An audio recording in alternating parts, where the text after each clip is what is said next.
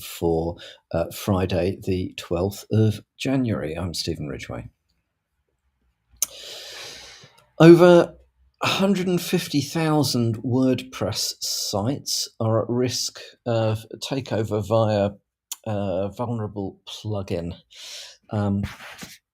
So there are two vulnerabilities impacting the Post SMTP Mailer plugin. It's an email delivery tool used by about 300,000 websites, about half of which are still running a vulnerable version. So the first vulnerability is tracked as CVE 2023-6875, and according to the site, Bleeping Computer has a very good article on this. It is a critical authorization bypass flaw that impacts versions up to 2.8.7.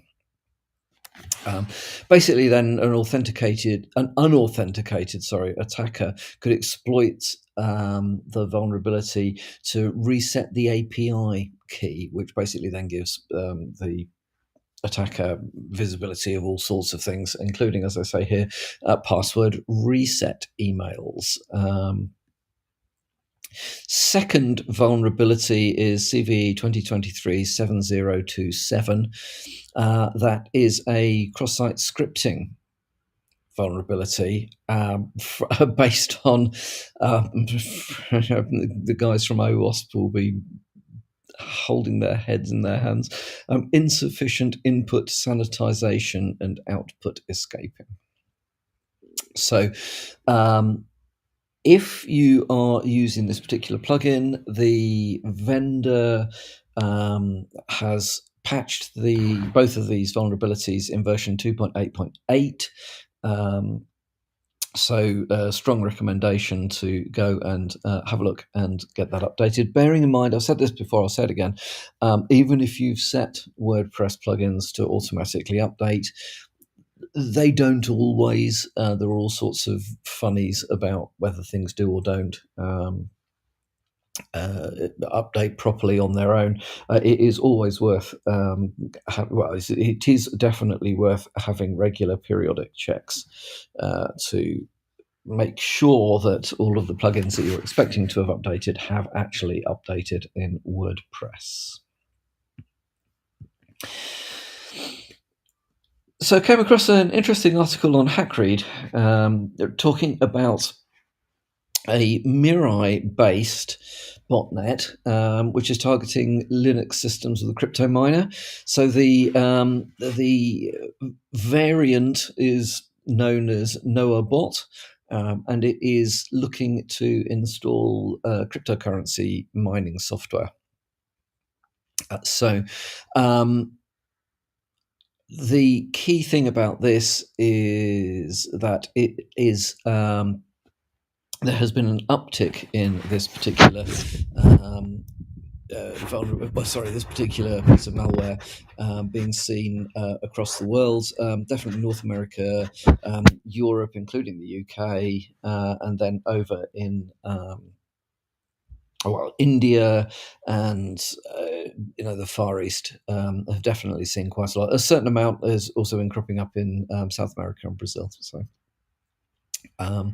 800 unique IP addresses are showing signs of this particular infection. So let's just make sure that any systems that are on the internet are patched and up to date. It's an interesting article. It's got a certain amount of a handful of indicators of compromise to look for. Again, this is one of these things where keeping patched is the solution, but as with all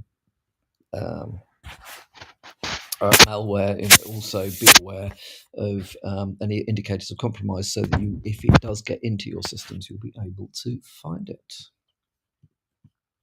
So there's a good update from Microsoft for its cloud offerings. It is upgrading So basically, Microsoft are upgrading Azure, Office 365, and so on, to allow users to retain data within the European Union. Now, I know this is something that other cloud providers have been doing for quite a while, but Microsoft's been a little bit slow off the mark with this. So it hasn't, until this announcement, it hasn't been possible to be absolutely certain that European Union customers' data doesn't end up in the US. Now, the reason that's an issue is, of course, that US privacy laws and EU privacy laws are not particularly well aligned. And the EU prohibits the use of customer data or user data for specific sorts of things that in the US it is illegal to use them for. So this, I think, is a strong step from Microsoft. If you are a user of Azure or whatever, or Office 365, it is good to know that your data is going to, or at least you can configure your systems to keep the data where you expect it to be.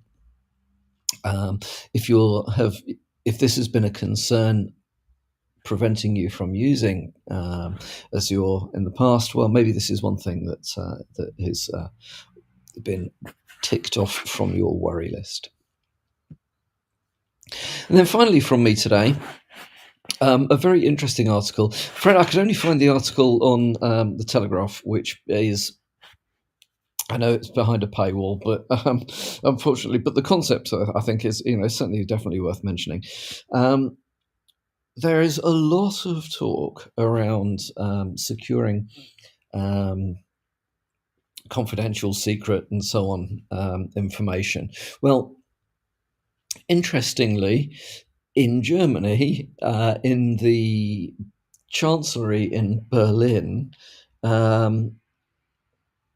there is still an air-driven, mechanical, as it were, solution for sending confidential documents to specific people. There has been a lot of concern in Germany around compromise of IT solutions, technical solutions. There have been spy scandals and so on and so forth. Well, there was a plan to decommission this very old system of, and if you're not sure what I mean, it's like you might have seen in supermarkets when the cashiers need to cash up, they put money into these things that look like sort of bullets, sort of big fat bullets, and then stick them in a tube, and they get sucked or blown, whichever way around it is, I don't know, from wherever they are to wherever the other end of the tube is. Well, it's a similar sort of thing, and it was designed for sending communications to. And it's been used in all sorts of places. I mean, the British used to use it as well. So it's definitely been. It's definitely, a solid but very old-fashioned method of distributing information, and it gets around the problem of, well, historically, if you had a confidential document, you had to give it to somebody, and somebody had to walk it from somewhere to somewhere else. Well, that can be a problem because you never know what's really happening to it in the meantime, in the middle.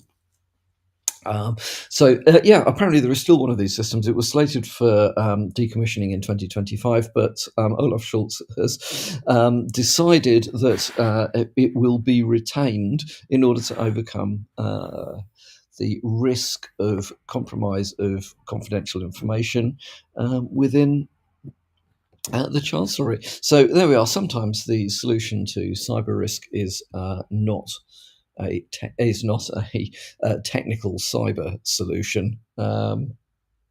It can be that some very old-fashioned techniques will work. Actually, there is on that concept. There's a story, I don't know, probably apocryphal, but that during the war games in preparation for one of the wars in Iraq, US military brought in a retired general to play the part of the Iraqi system, like the Iraqi defenders. And he then proceeded to completely overwhelm and beat the Americans by not using any technology whatsoever. So, sending out commands with guys, on paper, with guys on motorcycles, and